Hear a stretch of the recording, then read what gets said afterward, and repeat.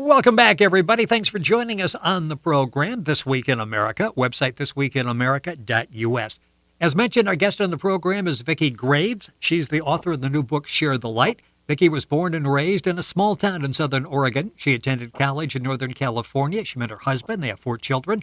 After working in the medical field in convalescents and acute hospitals, Vicki changed careers, became an entrepreneur, and we'll talk about that. She owned a florist shop for several years, operated a successful mail-order business for exotic plants. Later, she downsized and now sells on eBay and ships internationally. She also owns a cattery and sells Persian kittens. Vicki is a healer by nature and has just completed Reiki II, studied the Reconnection by Eric Pearl, a form of healing with no hands-on touching. She has an avid interest in past lives. She teaches classes in hypnotherapy regression. Share the Light is her first book, and she's with us on This Week in America. Vicki, a fascinating background. Thank you for joining us on the program. It's great to have you with us. Thank you. It is going to be fun talking about the book, and I would like to go back to where this all began for you and sort of set the table for who you are, and then we'll talk about the importance of your message, which is share the light. You say you've always had a lifelong desire to help people, and that's what really, at an early age, you were working in a convalescence home. So you've actually been there serving people for, basically most of your life. Yes, I have. The convalescent hospitals probably was the beginning of it all. Yeah, and you gave so much to people, and you were able to get so much back in return that really is something that molds who you are today, isn't it? The fact that you help people and you learn from all of those experiences, and what you learned, even if it might have been tragic and painful at the time, makes you more compassionate later in your life. It does make you more compassionate. I also think it has a lot to do with how people are brought up, I was brought up in a home where there wasn't any love or nurturing or caring, we got fed and our clothes were washed and things like that, but there was never any, I love you, good night, let me read you a story, let me kiss your boo-boo or anything like that. It just was non-existent in our home, so I guess when you don't have it when you're a child, but I really didn't miss it. Kids are amazing, and we see that now with the abusive children on the news and stuff. They're amazing. They make do, what they have is okay because they really don't know anything else, But when you become older and you get into the workforce and I don't know if it's instilled within you or if you learn it because you don't have it, but caring for people and being with them and helping them when some of them have nothing else, like in the convalescent hospitals, like it mentions in my book, they don't go home, Right. They go to their eternal home when they pass on. But, most of them don't even have people that come and see them. So, it's just nice to walk into the room and say hi, and they're happy to see you and ask when you're going to come back, when your next day off is and stuff like that. So that was the beginning of it all. It's interesting because you're able to talk about your past and not do it in painful terms. And so often the people look back and they really can't let go of that. And you talk in the book, Share the Light, about living in the present and knowing when to let go. Is that a hindrance to many of us that we're not in the present enough? We've got that rear view mirror and we're always sort of looking back and carry that chip around with us for most of our lives. Well, we're all different. We're all here to learn something. Maybe you're supposed to carry that chip. I don't feel it's productive to growing and because it holds us back if we always think about, well, my dad molested me, so, I'm going to hate him even though he's gone. Even when he was alive and he was a drunk and he was abusive and, he only had us, I think, because he didn't use sex protection or anything like that, but if I continue to think it, even at a young age, that I hate him, I feel sorry for him. For what he missed out on life, because he could have had so much more than what he had and he didn't, and that's kind of how I look at people's lives, that if they think differently, if they act differently, if they do things differently, they can have so much more. If they think about the things that make them happy, then they don't dwell on the things that upset them. And then they're not a priority in their life. So that's kind of how I look at it. It does any good to hate. I get angry. I'm not saying that doesn't happen. I'm human. I get angry. I have a terrible temper. I say things I shouldn't say. But afterwards, I say I'm sorry. And I let it go, so. And you've got mantras that you talk about in the book that you use that sort of are affirmations internally that will get you back on track. How important is that to know, okay, this is the situation, I need to talk to myself now and settle down and regain that calmness and move forward? Yes, and it does work. It does really work. If you're upset, or if you feel really down, and if you say I'm happy, I'm happy, I'm happy, or I love myself, I love myself. If you say that enough and you focus on those words, you can really feel it in your chest area, and sometimes it's a painful feeling, because I don't think any of us ever hear I love you. I love you, I love you enough. I don't, especially from the people that we live with. It's kind of like what my husband says, because he doesn't say it very often to me either. I know he loves me. But, he says, well, there's more than one way of showing I love you. And that's true. That is very true, But sometimes you need to hear the word I love you and really feel that they do. So, I think it's important to tell people I love you. It's important to tell yourself you love yourself. It's important to tell yourself I'm happy. And if you say it enough and you think about the things that make you happy, then, that light is there and there is happiness, and there's all different forms of happiness. The book is called Share the Light. Our guest on This Week in America is Vicki Graves. Our website is thisweekinamerica.us, and you, of course, can log on to our website and link on directly to get information on Vicki's book, again, called Share the Light. Vicki, you can contact on Facebook, very simple, facebook.com/share the light, Vicki Graves, and Vicki is Vicki. Again, the information, you can go through Facebook, you can go to our website directly. The book is available through outskirtpress.com, information on the book there as well. And in the book, you talk about when you surround yourself with positive light and with people who make you feel good, you're progressing in spiritual growth. And so many people would say, what exactly is positive light? How would you define positive light? That's sort of the basis for what you talk about and then sharing that. What is positive light? Positive light is anything that makes you feel good. It could be so much as a song that you hear, a favorite performer. It could be going outside and smelling the rain, looking at the wind blowing. It's whatever.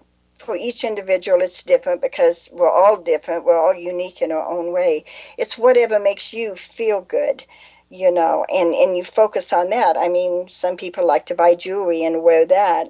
Some people like to listen to songs, religious songs, just anything that makes that feeling, that feel-good feeling in your gut, because that's where our emotional system is based, is in our stomach. If it feels good, then you feel good in your stomach.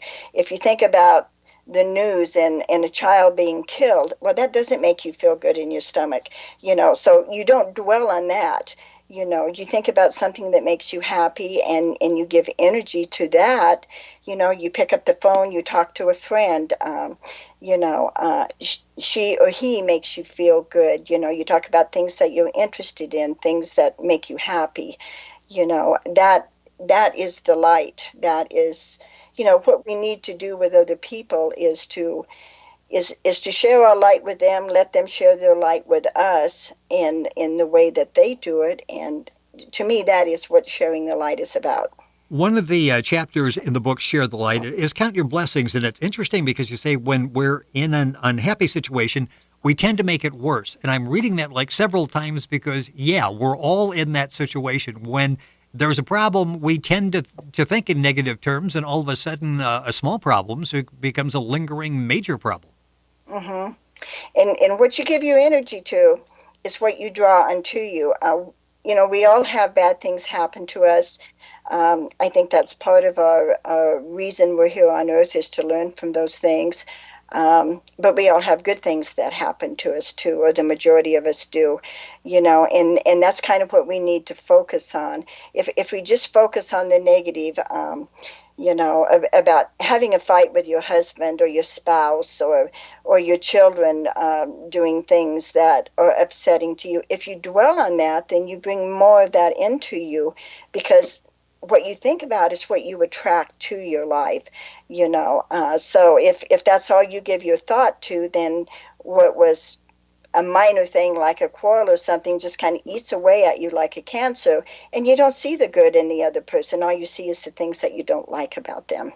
In the book called Share the Spirit, you talk about the law of attraction, and you mention it, the science of deliberate creation. It's sort of like what we think about will occur. So there is a connection, and you just mentioned that if we keep thinking negative things, chances are something negative is going to happen to us. Yes, something negative will happen. If you're afraid that, somebody's going to rob you, or somebody's going to rape you, or you're never going to have anything. And if that's what you think about when you have spare time that you're not using for your job or something, then, you will attract that to you. If you think about, I want to do this, and then you desire it, and then you think, I have it, then you're putting that energy out there, and the universe does give you what you put your energy into, and we all have bad thoughts, we all have our fears and our down times, but when we're in that downtime and we have those fears, we're going to think about them. We're human, and that's the way it goes. But we also, need to slip in something. We need to look out the window. We need to look at a book. We need to listen to a song. We need to think about something that happened in the past that makes us happy. And that kind of gets us out of that mode of fear and anger and loss. And that's very important to do that, because then you break that cycle of negative energy coming in. In the chapters where you talk about abundance, you talk about the art of allowing, and you said that was difficult for you in the beginning. What exactly are you talking about? And I think it's something that we all could relate to. We struggle with things. We struggle with things, and with me and my children, and with things, we have to allow other people to be who they are, even though we don't think it's right, even though we don't approve, we have to allow that. We have to allow for change in our life, to move on and let go of the past. I look at my situation with a couple of my sons, one in particular right now, we have talked until we have been blue in the face about, Ben, you shouldn't do this, Ben, you shouldn't do that. And basically, it's his choice. People need to do what is their choice. We have to get to the point where, if it's in our personal life, that we do not let it affect us to the point where it's driving us crazy. That is very hard to do. That is the art of allowing, is, this is his choice, he knows the decisions he's making. So, let it be, even though it hurts, and know that there's a purpose for it. And that is very difficult to do, very difficult. In the beginning of the book, and the book is called Share the Light, Vicki Graves, our guest in the program. Vicki is Vicki. Her website is facebook.com/Share the Light, Vicki Graves. Information available at our website, thisweekinamerica.us, and you can link on directly. You start out talking about there are no accidents, and just alluded to that everything has a purpose. And that's one thing that is a recurring theme throughout the book, Share the Light, that things just don't happen. There is a purpose for everything. I do believe that. I believe we come here to learn. We come from a place that we set this all up from prior to our birth and our entrance into, our schoolroom. I don't really believe in karma. I don't believe that, well, my dad molested me because I molested him in another life, or another 3,000 years down the road. I don't really believe in that. I believe everything happens for a reason. Actually, the life that I had probably made me a better person, because I don't know what it would have been like otherwise. He definitely had lessons to learn from this. I do remember when I did a session with a medium, and my dad came through and he said, "Don't judge me too harshly." And I will always remember that, because nobody can say kind words about dad now. My brothers cannot, but it happened for a reason. He caused a lot of pain and heartache in our family, but he was a miserable person too. So hopefully there was something he had to learn from that. I don't know. Everything happens for a reason. Everything does, good and bad. And where there's good, there's going to be bad, and where there's bad, eventually the good's going to come out. So Yeah, so often people get set back by the bad. They're prepared for the good. They learn to accept that. They're not quite sure how the bad fits in. A chapter in your book, Share the Light, is on thankfulness. And you say very basically, if you never hurt, you can't understand someone else's pain. And you talk with a story with a friend who lost her mother, and you were there and you were trying to be compassionate. But it was only later, when you lost your own mother, that you realized I really wasn't on the same level in dealing with her, because I had never experienced that before. So even that pain, that negative situation, has made you more empathetic for other people. exactly, exactly. It was just lip service on my part. I didn't realize it at the time, because I had no way of knowing the pain she was in, because she had lost her mother, and shortly after she lost her father. But you don't know, if you've never experienced death, if you've never experienced loss, if you've never experienced divorce, childbirth, anything that causes emotional or physical pain. You cannot say I understand, because you don't until you have actually lived it and gone through it in your own personal growth. So in that sense, we have to be thankful for what we have. I mean, um, many of us, think that we deserve more than what we have, and if we want more than what we have, then we have to put the energy into attaining that. But there's so much to be thankful for. There's our lives. We have a house, we have a bed, we have food, we live in a free country. So many things to be thankful for, and sometimes we get stuck in the mud, and we think about the things we don't have. And if we become thankful, then that opens the door for more things to come in that we would like in our life. The book is called Share the Light, and you wrap up the book by saying the most important mission in our life is to be kind, to love one another. And in doing so, we are sharing our light. And many people are probably sharing the light and don't even know there's a name for it. They're just doing it. They're just doing it.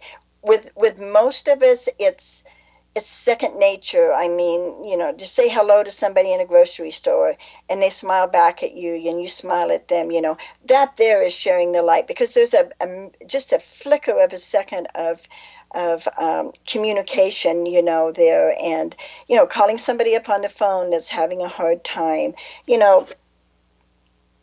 somebody's out your window at a stop sign, can you give me some money? And you put $1 out the window. And I hear about this from my kids and from my husband, but the dollar's not going to do me any good, and it might do them a whole lot of good. And that's kind of the way you need to look at it.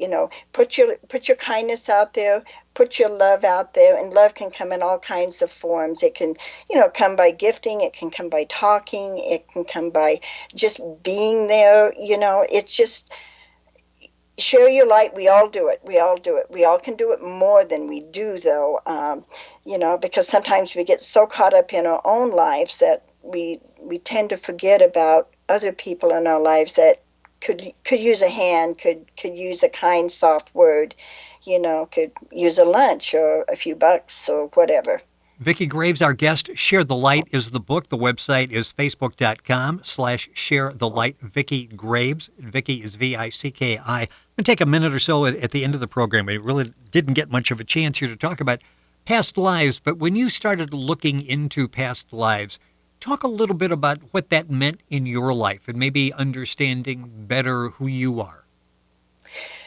I grew up in a home where, my dad always said, there's no life after death. It's like blowing out a match and it's all over with. I mean, that that was his philosophy. That's what we grew up with, and then we went to church schools and Bible schools and stuff like that when we got older. I have always felt that there's more than just what's in the religions. I was a Seventh-day Adventist. I went to Baptist, a lot of church stuff I did when I was in high school and stuff. But I always felt that there was something missing, that we didn't stay in the ground until Jesus came. I mean, we're energy. You can't trap energy in a coffin. So, and I've had experiences where I've seen things. I've seen people walk through my house before. I watched my mom die, and she said there were people in the room with her, and she wasn't dead yet, so it wasn't any breakdown of the brain chemicals and stuff like that. There's been places I've been where I know I've been before, and I've never been there before. There's people I've talked to that have experienced the same thing, and I've done some regression classes with people where I've actually seen past lives, just visions, nothing. There was never been any noise or talking or anything. So I do believe in past lives. I do believe in reincarnation. And I do believe that every time we come back, it's for the better. I don't feel we ever go backwards, because we're perfecting ourselves so that eventually, we can stay in heaven or whatever, the perfect world, whatever anybody wants to call it. We come here to learn. And in order to learn, we can't learn everything in one lifetime. So, we pick what we want to learn. We learn it or we don't learn it. If we don't learn it, we come back and do it over again along with some other stuff. But I do believe in past lives. It's just a real firm foundation in me. And just to know that I will come back here again. I won't know what it is because, as mentioned in the book, I've read so many times and believe that this little spot on our nose is where the angels touch us so we don't remember and get confused and lost and don't accomplish what we're supposed to here on earth by remembering things from the past. But we've been here before, we'll be here again, and until we learn what we need to learn as humans. It's an excellent book. The book is called Share the Light, an inspirational collection of true stories and life experiences. It's been written by Vicki Graves, our guest on This Week in America. Vicki is Vicki, and I say that because as you're looking for the book, you'll need to spell it correctly, especially if you go to her Facebook page, which is facebook.com/sharethelight Vicki Graves. The book is available as well through outskirtpress.com. And, of course, you can go to our website, thisweekinamerica.us, and link on to all of the websites. The book is available at Amazon as well all around the country. Share the Light. Vicki, it's been a pleasure having you on the program. Thank you for being with us. Thank you. I enjoyed it very much. You're listening to This Week in America, our website, thisweekinamerica.us.